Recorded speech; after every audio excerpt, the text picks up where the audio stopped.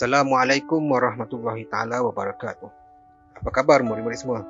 Saya harap murid-murid berada dalam keadaan sihat dan sejahtera. Dalam video pembelajaran kita pada kali ini, murid-murid akan belajar pendidikan Islam tahun 2, bidang sirah, bawah tajuk Sesuci Hati Kekasih Allah Subhanahu wa taala. Dalam video pembelajaran pada kali ini, Ustaz hanya akan bacakan satu hadis dan kemudian Ustaz akan sampaikan satu kisah mengenai Nabi Muhammad SAW. Kita pergi kepada yang pertama dahulu, iaitu bacaan hadis. Saya harap murid-murid dapat dengar dan hayati hadis yang Ustaz sampaikan ini. Bismillahirrahmanirrahim. Atahu Jibril sallallahu alaihi wasallam wa huwa yal'abu ma'al ghilman.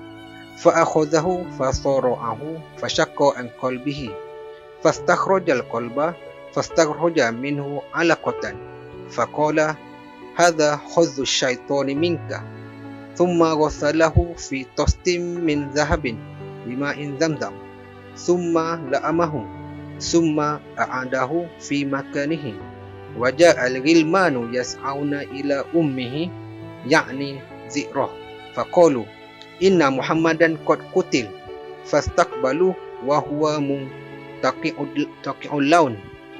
Qala Anas wa qad kuntu ara athara dzalikal mihyat fi sadrihi.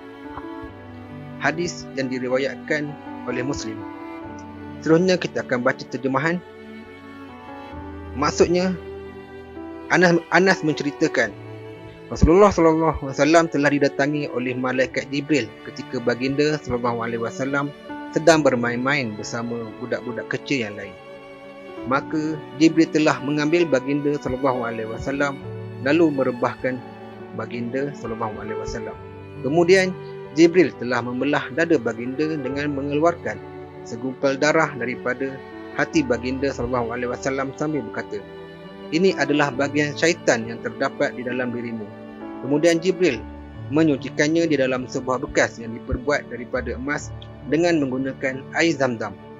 Setelah itu, Jibril menjahitnya kembali dan mengembalikan baginda SAW di tempat permainan tadi.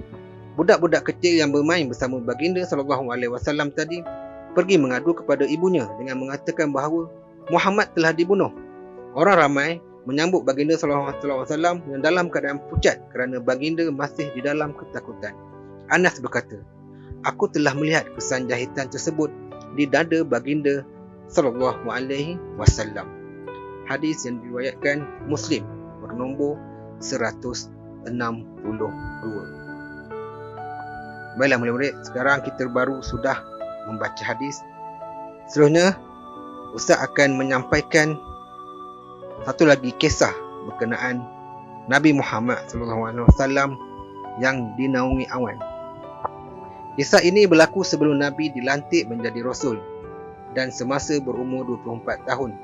Pada ketika itu, Nabi SAW belum berkahwin dengan Siti Khadijah.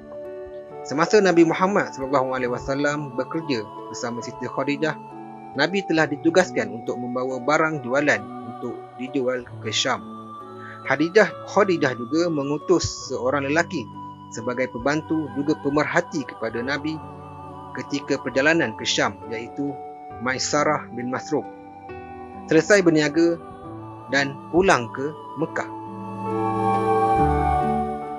Maisarah melaporkan dan menceritakan kepada Siti Khadijah bahawa awan sentiasa menaungi Nabi sepanjang perjalanan ke Syam. Awan itu selalu ikut ketika Nabi berjalan dan juga berhenti apabila Nabi berhenti. Awan ini melindungi Nabi daripada panas matahari. Kejadian ini juga disaksikan oleh pendeta yang berada di Syam yang melihat awan mengikut Nabi Muhammad SAW apabila Nabi sampai ke Syam ketika Nabi lalu di depan gereja mereka.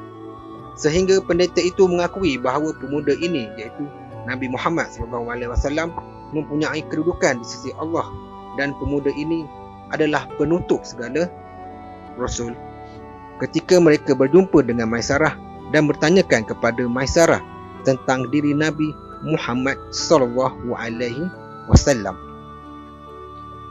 Pengajaran lain kisah ini yang boleh kita ambil iaitu awan ialah makhluk Allah yang sudah mengenali Nabi Muhammad SAW.